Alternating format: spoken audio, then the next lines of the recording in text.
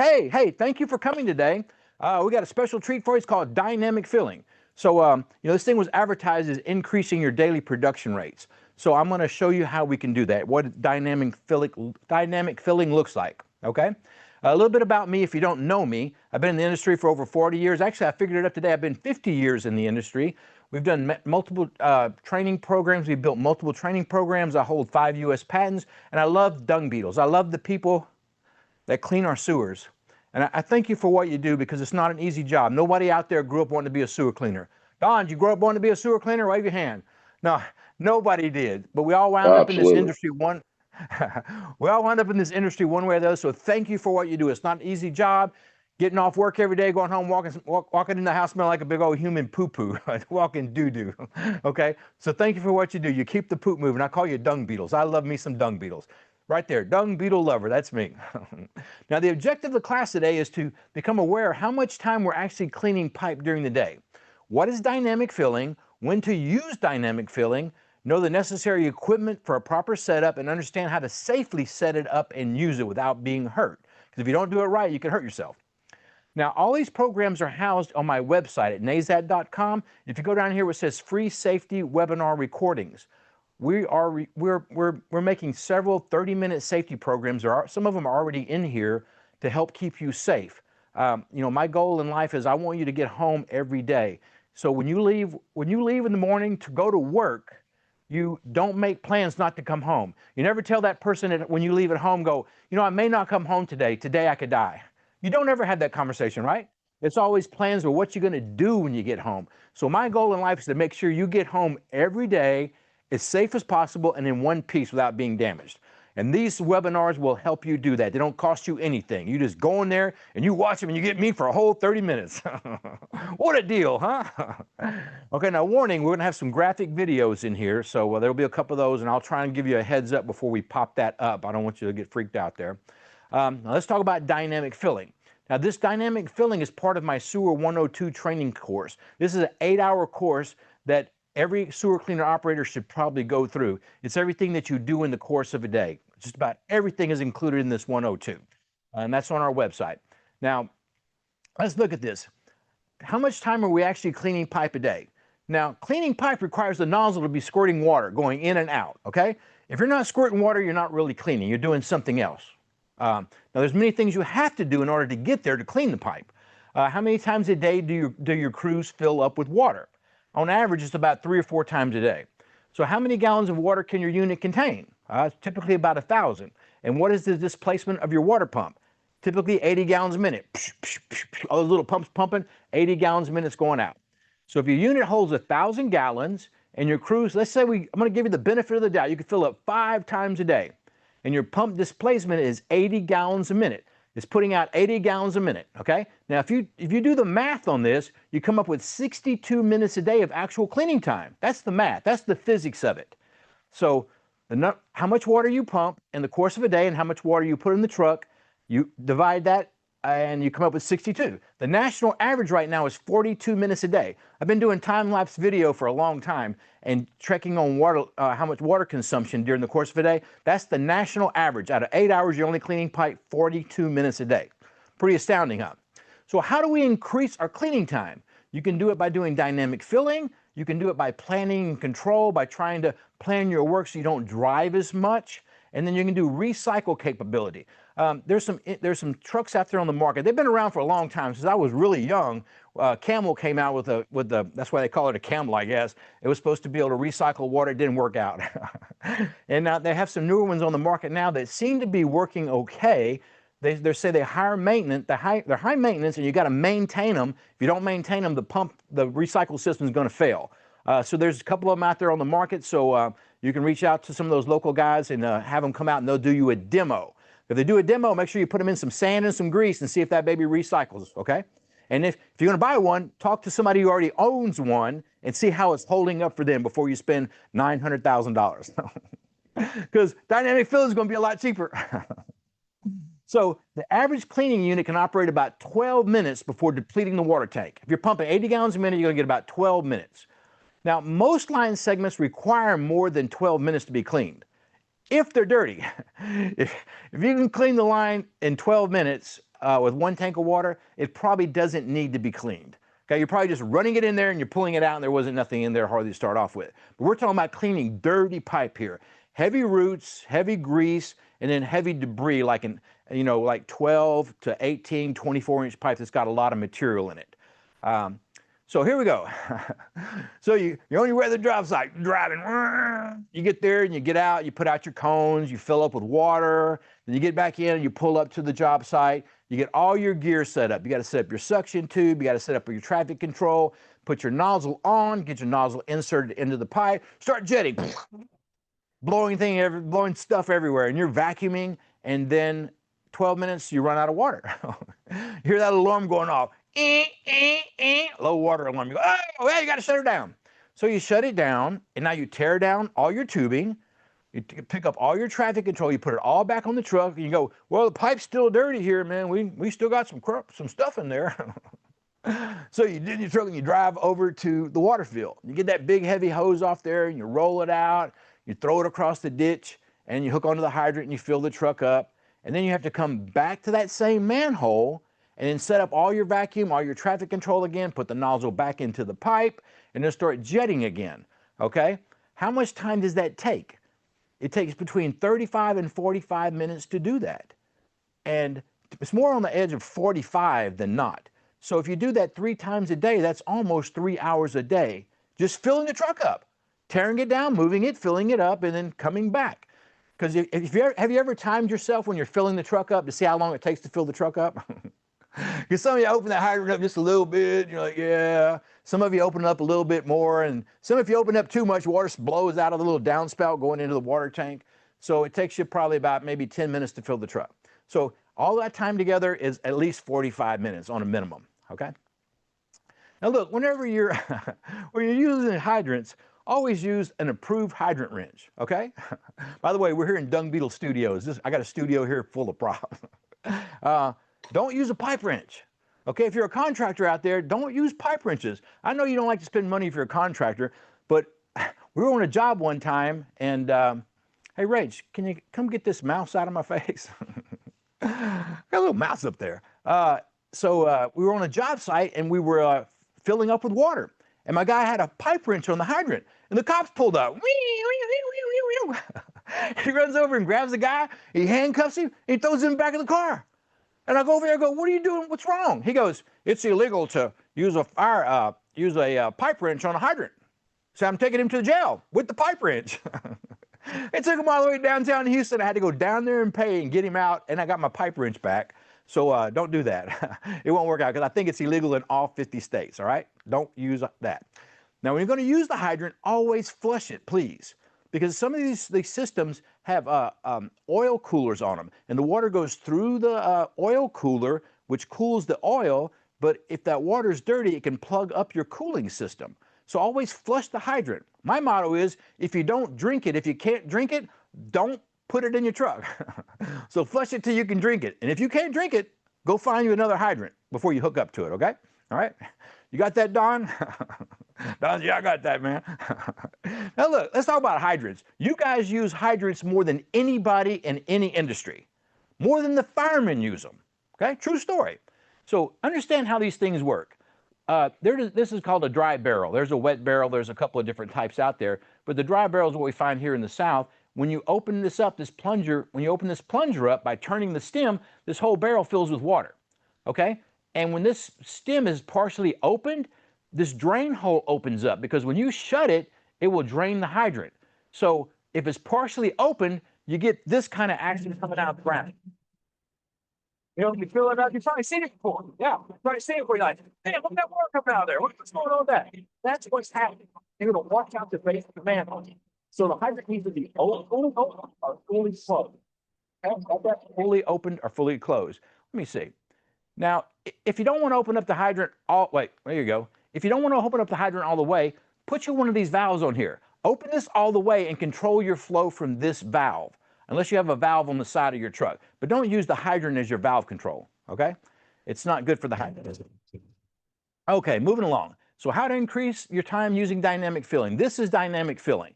So you see our spout coming into our water tank. There's a valve right here, comes over to a meter, then the hose runs off in the distance to the hydrant.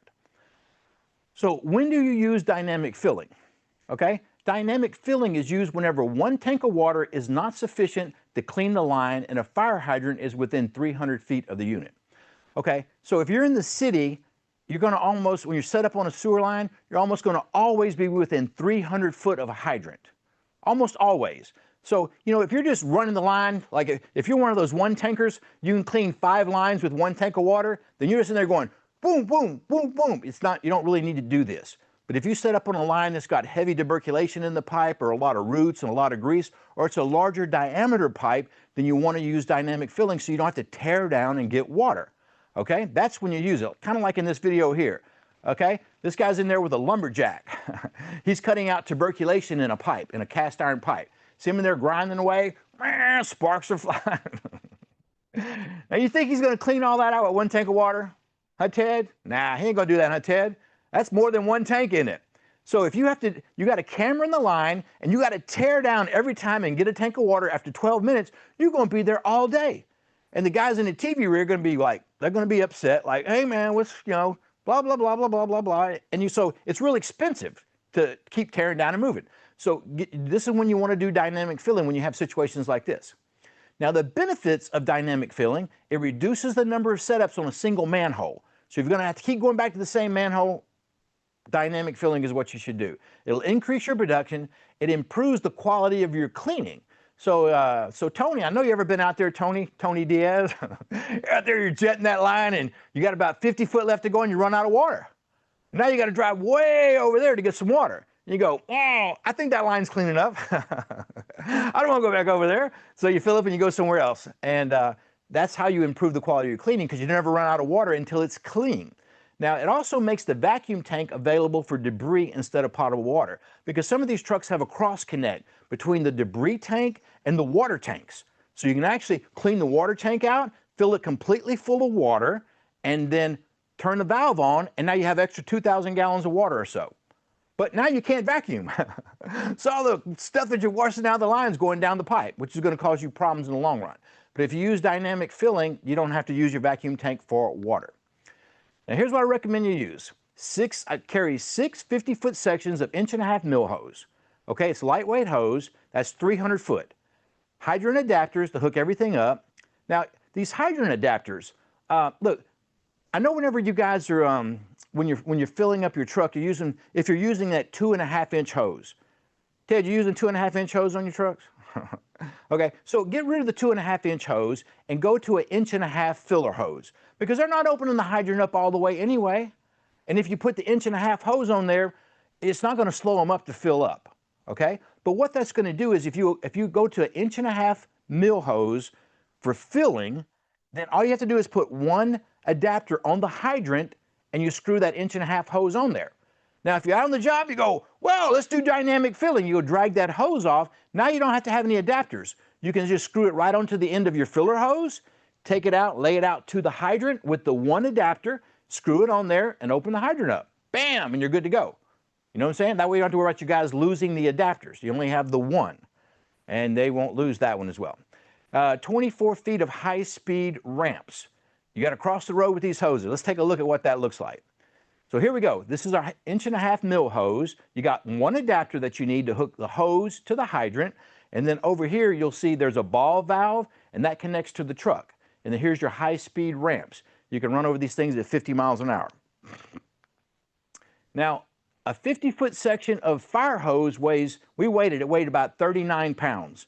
So don't make your guys go over to the, to the fire station and get their old hose, because you don't want them rolling this up every day and carrying it around. It's extremely heavy.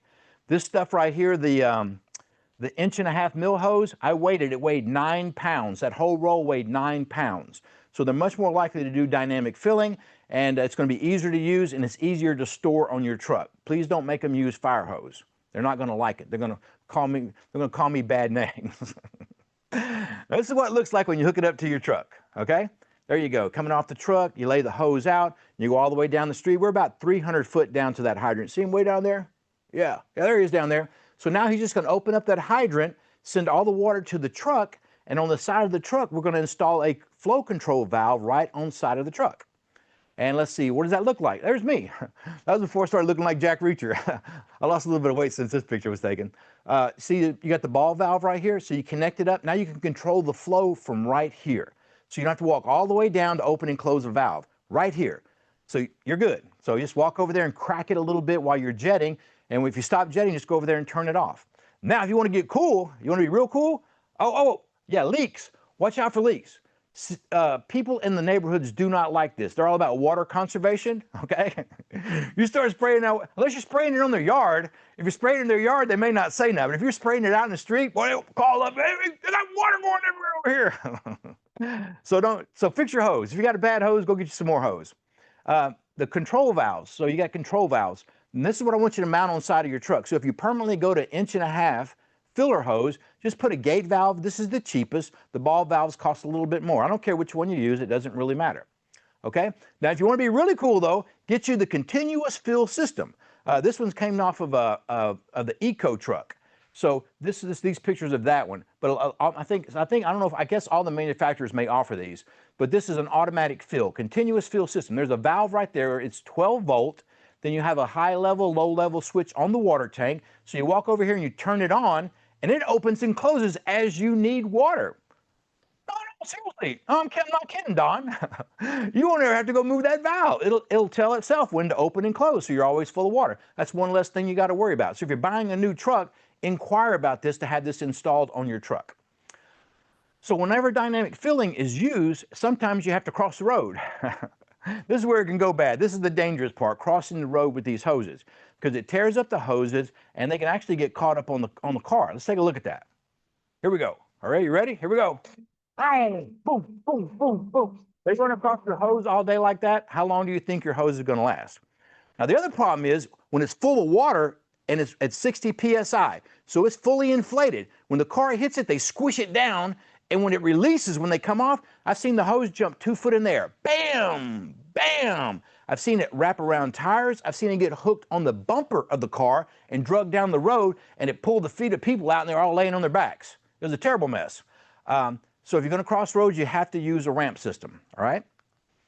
Now, they make aluminum ramps. So here's the aluminum ramps. I don't recommend these. I got a lot of cities that have these. They call me up. They say that they don't like them because when a car hits them, because they're so hard, they slide down the road. And the other thing is, if you don't put somebody watching these, when you come back, you're like, oh, my ramps are gone. And the next morning, you go down to the local salvage yard and buy your aluminum ramps back. As a contractor, I know about these things. There was always stealing those aluminum ramps, man. That's like 10,000 Coke cans right there. It's all exciting. Okay, then you got these plastic things. This was in Portland. They had bought these plastic ones. They couldn't use the aluminum ones. They didn't like them, so they went out and bought these plastic ones. And so we showed them how to do dynamic filling, and it tripled their daily production rate because they were cleaning big pipe. Their production rate they had never cleaned that much pipe in a day. Then they called me up and they said, hey, Rusty, we got problems. I said, what's the problem, man? They said, none of these ramp systems work. They said, cars hit them and knock them down the road. The plastic ones won't stay put. The aluminums are sliding down the road. They said, our guys are scared to use them. I said, well, look for some more. They said, we bought every ramp on the market. There's nothing else to buy. I said, well, I don't know what to tell you. I'm sorry. They said, well, look, you're so damn smart. Why don't you make one that don't move? I said, well, okay, well, let me see what I can come up with. So I designed a ramp system. Now, I don't sell anything. I don't sell any products, so I don't even sell this product. But this is what I came up with. I came up with a design that when the car hits it, it's pushing down instead of forward. And you can hit these things at 55 miles an hour. Yeah, you want to see it? Want to see that video, Don? Here we go. Okay, here's the video. Let's see. I turned the sound off. I'm going to walk you through this thing. Okay, the H&N Solutions has these. And cutting speed, blah, blah, blah. Look at that, 55 miles an hour. Boom, didn't even move. Isn't that amazing? So they're made out of urethane. Now, we have some contractors that's had these for 10 years. They're still using them. They don't go bad because the material doesn't deteriorate. So you got cars that can move slow, and they're orange so the cars can see them and they can slow up. And then you see I got you want to put cones out to keep them in the ramps. You don't want them avoiding the ramps because they're going to damage your hose. So you just hook it up and you lay it in the ramp system, and then you just let it go. And every now and then come over there and check on. What's this car? Don't even move. Now, these things have handles on them, so you can fold them up and you can pick them up after you roll up all your hose. If you buy a hose, don't get 100-foot rolls. It's 50-foot rolls of hose. Then you can pick these things up. They weigh about 49 pounds. 2 people can carry them. We designed them in case we had ladies on the trucks that might not be as stout as men. 2 of them can pick them up and then slide them on the truck. Because they're, like I said, they weigh 49 pounds. Okay, so, and if you're running like a Vactor truck, you can actually stick them in the aluminum tubes on the side, okay, and carry them down the road. Now, if you're going to get some ramps, get enough to cover the entire road, okay? Don't just get some that go like, only by 2, because these guys will drive around and they're going to squish your hose. Okay, that's it for dynamic filling. So let's talk a little bit about decanting. If you want to increase your production. Okay, so now you're out there and you're set up, you got water coming to you, but now your truck fills with water and then it gets to a certain point where your ball floats suck up. You hear that thing going, the Kunkel valves are squealing. And then, or you got a fan machine and it just stops sucking. And so if you decant while you're sitting on the hole, then you got water coming to you and then you're decanting at the same time, then you never move the truck. And if you're in big pipe, the more you don't, the less you move the truck, the more you're going to clean in the course of a day. And that's in my 102 program. If you go to my 102 program and go through that, there's 4 or 5 different videos on decanting. I'll show you every way you can decant that truck without moving it, and while you're doing dynamic filling. Now, this is what you do when you gravity drain. You ever seen this at your dump? When you go dump, this is what you got in there?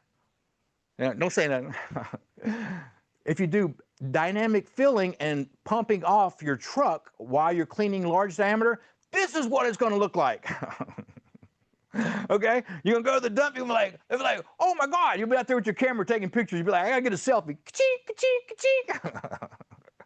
Then you're going to put it on Facebook. They're going to go, oh my God, look at that dung beetle, boy. That's a big old dung ball. So this picture right here was with a contractor that I work with, and we showed them how to clean pipe and do dynamic filling, and we fill these trucks twice a day. By lunchtime, we dumped, and at the end of the day at 4 o'clock, we dumped again, 2 loads a day out of a 24-inch line. It's very common when you're in big pipe, you can do that. The other thing is wheel chocks. This is just safety now. Use wheel chocks, please. I got so many out there not using wheel chocks. Throw something under those tires because, see, here at the City of Houston, we had the air brakes fail, and the manhole was by a wall. The truck rolled forward and crushed him. He died pinned against the wall. He died right there. He was 2 months from retirement. Air brakes failed, they were contaminated with water. The other thing is that all these trucks run transfer cases. Transfer cases fail. They can mechanically fail where they'll engage themselves. There's 5 different ways they can mechanically engage themselves if they fail. The truck's going to lurch forward about 5 or 6 foot. Or the operating system, the computer system, may tell it to disengage or may just mess up. And it'll engage itself and it'll drive forward. Now, that's all documented. I'm not just making this stuff up. I'm just trying to keep you safe. So because of that, I want you to go down here and get some of these wheel chocks. These are called monster wheel chocks. They're huge.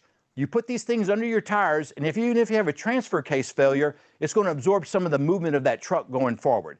Now, all this is in my one of my other free webinars on my website. If you go there, all this other information is located in there. And it's free. Go there and watch it. You know, because you ain't gonna never get enough of me, except for my wife. She's done had plenty of me after 30-something years. Now, the only truck on the market that doesn't run a transfer case is that thing called the 900 Eco. It runs in neutral. It doesn't have a transfer case. All the rest of them do. So if you're looking for a truck, a safe truck, I'm not telling you that the other trucks are not safe. Those failures are very rare. It's very rare they ever happen, but how many times does it take to make a difference? I mean, so Ted, if you was in front of that truck and you were the one off and 1 in 500,000, it would be a good day for Ted, would it? Oh, hell. Oh, I can't say that. No, it would not be a good day for Ted. It would count to Ted. Okay, so I'm not dissing anybody's trucks. I'm just trying to keep y'all safe. I want y'all to make intelligent decisions whenever you're buying trucks and setting them up and you're using these things, okay? Always have a good light. You got to have a good light. You got to see what you're doing down there. I go out all the time with crews. They got no light. I go, where's your light at? They go, oh, well, I ain't got no light. I said, well, you don't have anything? I can't see. It's 25 foot deep. I got a mirror. They'll come out and pull out the little mirror and they'll be trying to shine it down in the hole. Oh my God. Then I just about can see the nozzle. I go, yeah, I think it's almost in the pipe, and the cloud comes out. I can't see it anymore. I go, what are you going to do now? He says, stand back. I'm going to turn it on. That's not a good idea. Not a good idea at all. So you need to be able to see what you're doing, make sure the nozzle's all the way in, and your tiger tail is set, and you got to be seeing this. You got to physically see this, and you got to have a light to see what you're pulling back. Because if you don't get this right, this is what's could happen to you. Oh, snap. This guy thought he had the nozzle in the line. He said, I turned it on, and then bam, I'm on my back. That's a water cut. Came right across his head and cut his head open. Now I got lots of pictures like this. Guys send me pictures like this all the time. It's happening a lot. That's one of the reasons we started making these free videos, to try and keep this from happening to you. Whew, okay, now remember, inside this system there's a combined force of 1.2 million pounds. If you add up all the square inches in your high pressure water system, it comes out to 1.2 million pounds of combined force. Even though it's 2,000 PSI, that's pounds per square inch. You multiply the square inches and you come out with 1.2 million pounds of force. What does it look like when that hose blows at 1.2? This is the only video I know of existence of actually being caught on video, okay? You ready, Ted? Ready? Here we go. Bam! Yeah, is that a lick? That's over 1 million pounds of force hitting that guy. I'm sure he went to the doctor. I'm sure he was injured, okay? And it's even worse if the hose splice comes apart. Now, all this is in another program called Hose Safety. And guess what? It's free too. You can go there and watch 30 minutes of that, and it'll change the way that you clean pipe. I promise you, the way you protect yourself. Now, stop reducing these hoses down. These trucks are not designed to be reduced. We're having people killed every year. We just had a guy in Longview killed because he put a brass nozzle on the end of this hose. It got away from him, struck him in the head, he died. In a split second, he was gone. 21 years old. He's dead. Okay? So stop using these things. This is what it looks like. Can you handle that? This guy in Colorado gave me this. He says, the guy got knocked down. He said, I ran around the corner and got my camera out while they were dragging him out of the way. And they had to wait for the truck to finish emptying all the water before they could even get over there and shut it off, okay? Stop using those. Okay, here's the good part. Get your cameras out now. Get your camera out, and you can take a picture. That's, I think, what they call it, a QRC code. You can take a picture of that QRC code, and that'll take you to dungbeetleramps.com. And then if you want to get you some ramps, so get you a picture of that. Everybody got a picture? Okay? All right? Okay, you got it? Okay, now we're going to go to the next one. Let's see what's the next one. Oh! Follow me on LinkedIn. We're doing a new series now. I'm going to be posting every week on LinkedIn, like a 30-minute video they're educational. It'll be educational videos. Every week we're going to be posting something that you need to see. And then, if your crews need to see this, go there and you can download it. This is all my information. So we have a lot of training programs on the line. We have combination machine training programs. We got all sorts of stuff. And there's my dung beetle. If you buy one of my programs, I will send you a dung beetle koozie. I mean, actually, it's the Guru of Poo-Poo koozie. I told him I want to look like Jack Reacher. That's not Jack Reacher. So take a picture now. Get my good side. Get me in the picture. What? Oh, you want my other side, Don? This is the better side, Don? Okay. How about that? Okay. You like that one, Ted? Yeah, that's my good side. I've been in the gym working out. I lost 100 pounds, over 120 pounds so far. Yeah. I'm going to live a long time because I'm going to make a lot of videos that's going to keep y'all safe over the next few years.